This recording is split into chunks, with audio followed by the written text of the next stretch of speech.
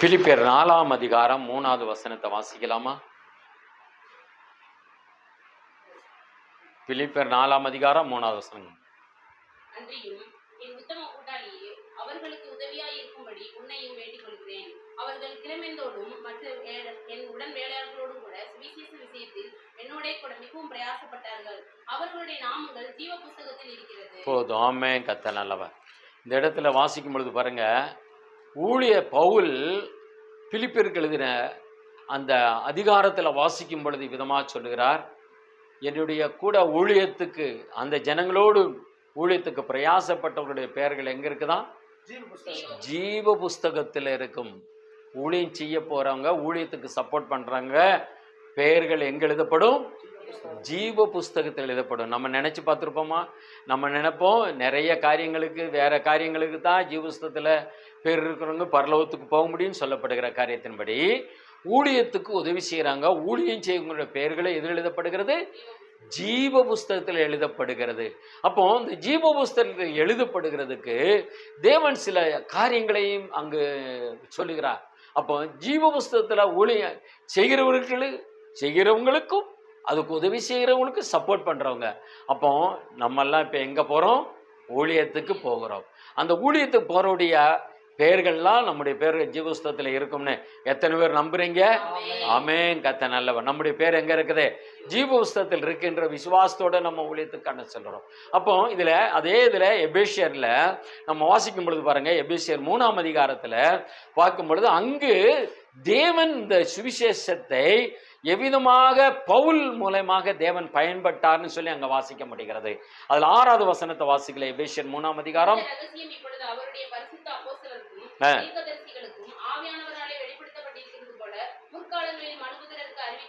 இல்லை பாருங்க, முன்னாடி இந்த மாதிரி சுவிசேஷத்துக்கு போறதுக்கு ட்ரைனிங் எல்லாம் அன்னைக்கு கொடுக்கலையாம். பவுலுக்கு அன்னைக்கு ட்ரைனிங் எல்லாம் கொடுக்கப்படலை. ஆனால் இன்னைக்கு நமக்கு ட்ரைனிங் கொடுக்கறதுக்கு நிறைய வாய்ப்புகளை தேவன் உருவாக்கி இருக்கிறார்.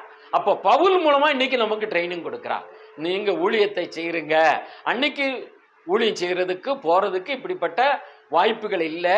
ஆனால் இன்னைக்கு அதுக்குள்ள வாய்ப்புகளை தேவன் கொடுத்து நம்மளை ஊழியத்துக்கு அழைத்து செல்கிறார். நம்மளை எங்க கொண்டு செல்கிறாரு? ஊழியத்துக்கு அழைத்து செல்கிறார். அப்ப அந்த ஊழியத்துக்கு அழைத்து அதுல 7வது வசனம் 8வது வசனத்தை வாசிக்கலாம். எபேசி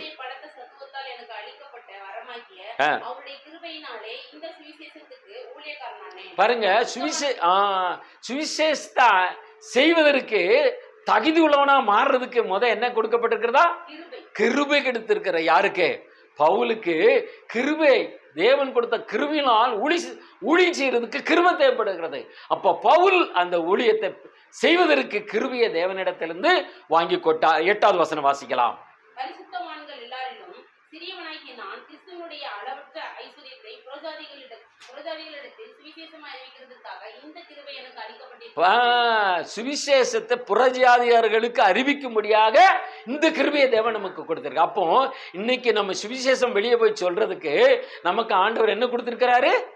கிருபை கொடுத்திருக்கிறார். மற்றவங்களுக்கு சுவிசேஷம் சொல்றதுக்கு என்ன வேணும்? அப்போ கிருபை வேண்டும். கிருபை உள்ளவன். அப்போ கிருபை இருந்தாதான் ஊழியம் செய்யறதுக்கு ஆண்டவர் நமக்கு என்ன செய்வாரு? பலனை கொடுக்கிறார். ஞானமா பேசுறதுக்கு கிருபை கொடுக்கிறார். அவ இன்னொரு வசன நீதிமொழியில சொல்லப்படுகிறது, ஆத்மா ஆதாயப்படுத்துறவன் ஞானி. ஞானி யாரு?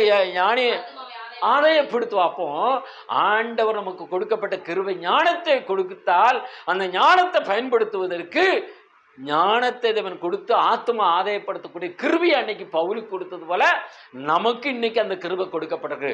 புறஜாதிகார நீ ஆயத்தப்படுத்து, அவங்களை சுவிசேஷம் சொல்லு என்று சொல்லி நம்மளை தேவன் அன்னைக்கு பவுலுக்கு கொடுக்கப்பட்ட கிருபையை அன்னைக்கு பவுல் தேவனிடத்திலிருந்து அந்த கிருபையை பெற்றுக்கொண்டா இன்னைக்கு அந்த கிருபையை நமக்கு தேவன் கொடுத்திருக்கிறார் ஊழியம் செய்யறதுக்கு. அப்போ 11வது வசனத்தை கூட வாசிக்கலாம். எபேசியர் 3ஆம் அதிகாரம் 11.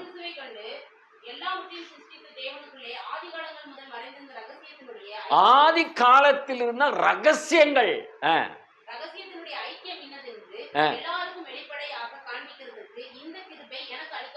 பாத்துங்க. ரகசியம் ஊழியம் செய்யறதுக்கு ரகசியங்கள் தேவைப்படுது.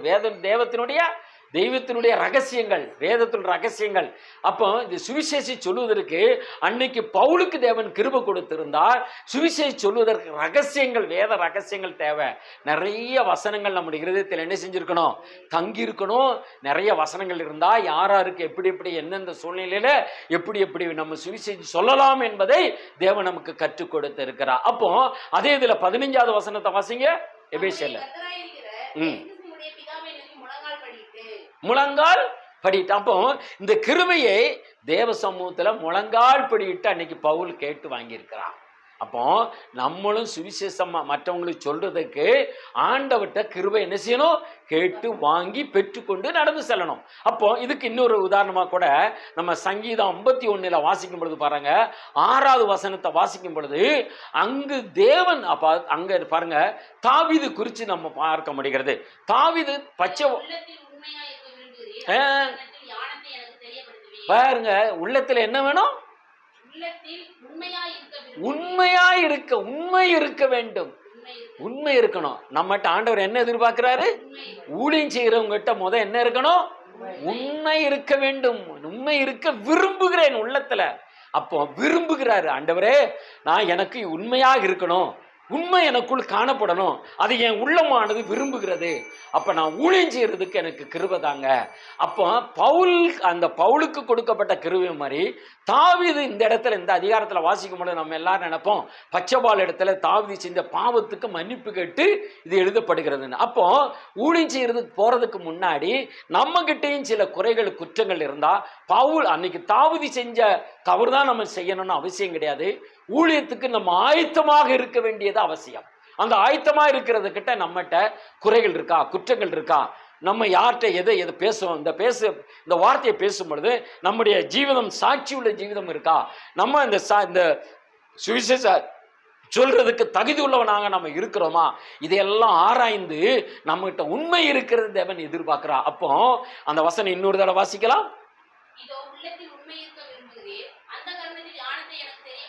ஞானம்.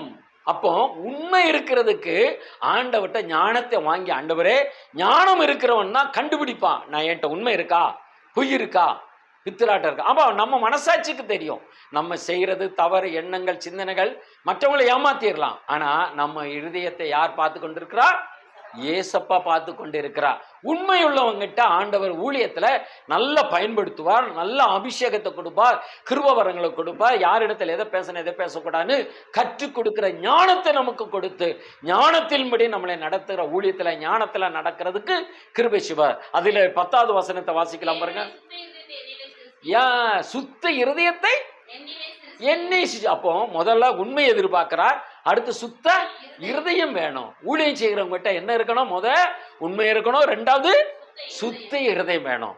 உள்ள கலக்கத்தை வச்சு இல்ல உலக காரியங்கள், உலக இச்சைகள், உலக பாவ காரியங்களை உள்ள வச்சுக்கிட்டு எல்லாமே எனக்கு தெரியும் என்று சொல்லி வேஷம் போடுகிறவாக இருந்து ஊழியத்தை செய்யக்கூடாது.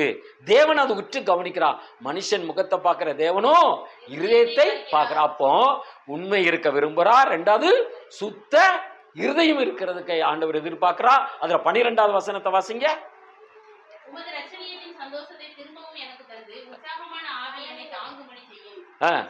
அதுக்கு அடுத்து உற்சாகமான ஆவி என்ன வேணும், ஊழியம் செய்வதற்கு என்ன வேணும், உற்சாகம் வேணும், விருப்பம் வேணும். இன்னைக்கு ஊழியம் இருக்கு, நம்ம செய்யணும், ஊழியம் செய்யணும், நானும் மற்றவங்களுக்கு இயேசு பத்தி சொல்லணும் அப்படின்னு சொல்லி நம்ம பெற்றுக்கொண்ட நன்மைகளை போய் சொல்வதற்கு உற்சாகம் வேண்டும்.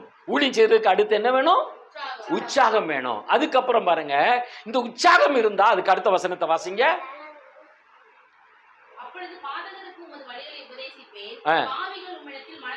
பாவிகள், அப்ப மற்றவங்களுக்கு சுவிசேஷம் சொல்றதுக்கு எனக்கு முடியும், பாவிகள் மனம் திரும்புவதற்கு என்னை பயன்படுத்துங்க அப்படின்னு என்னுடைய சாட்சி முதல்ல உண்மையா இருக்கணும்னு சொல்லி தாவீது எதிர்பார்க்கிற மாதிரி நம்ம ஊழியம் செய்யறவங்க சாட்சி உண்மையா இருக்கணும். எப்படி இருக்கணும், உண்மை இருக்கணும். ஊழியம் செய்யறவங்ககிட்ட என்ன இருக்கணும், சாட்சி இருக்கணும், உண்மை இருக்கணும். அதுக்கடுத்து முதல்ல சுத்த இருதயம் இருக்கணும். சுத்த இருதயம், உண்மை, அடுத்து சாட்சி இருக்கணும். ஊழியம் செய்யறவங்ககிட்ட ஆண்டவர் இதை எதிர்பார்க்கிறார். இதெல்லாம் இருந்தும் சிலவங்க தைரியமா சில காரியங்களை செஞ்சு மனசுல ஒண்ணு வச்சுக்கிட்டு ஊழியம் செய்யறவங்ககிட்ட கிரியைகள் நடக்காது. அவங்க எப்படி இருப்பாங்கன்னு சொன்னா, தீத்து 1ஆம் அதிகாரத்துல பாருங்க, கடைசி அந்த 3 வசனங்களை வாசிக்கலாமே. தீத்து 1ஆம் அதிகாரம் கடைசி 3.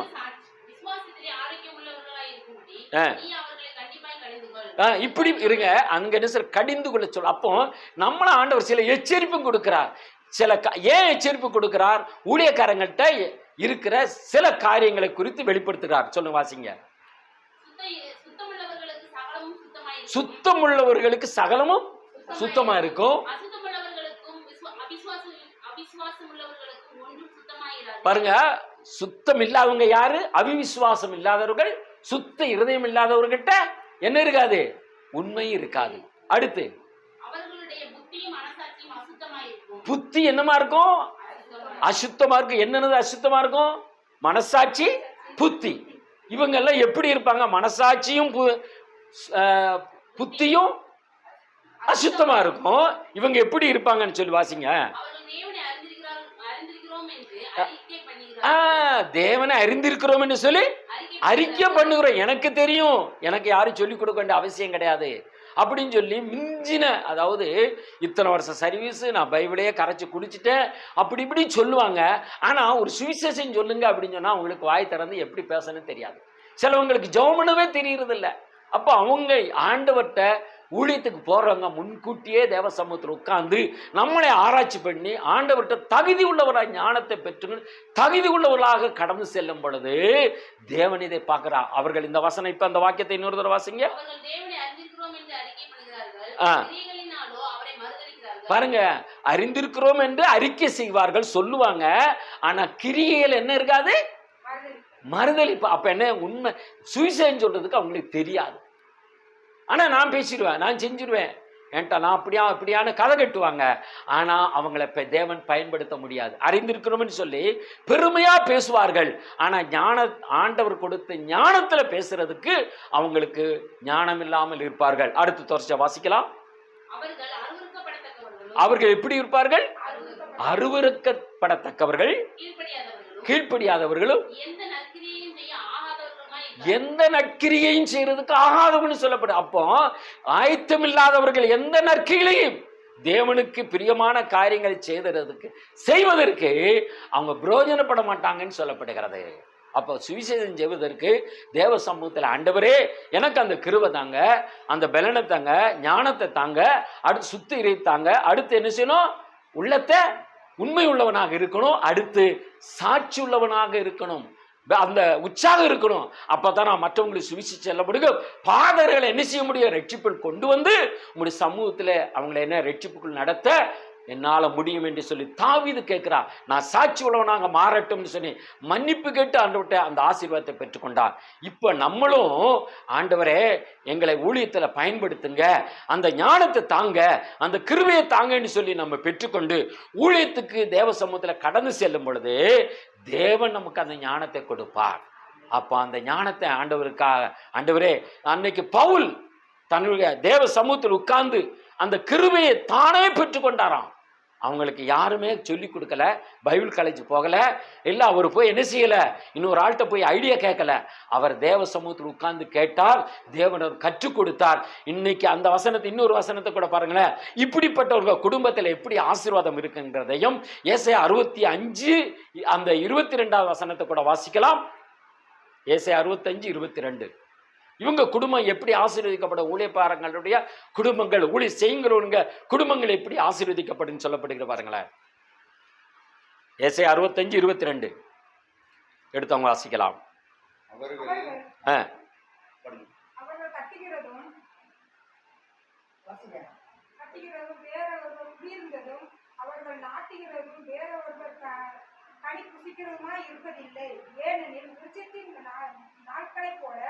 என் ஜனத்தின் நாட்களில் இருக்கும்.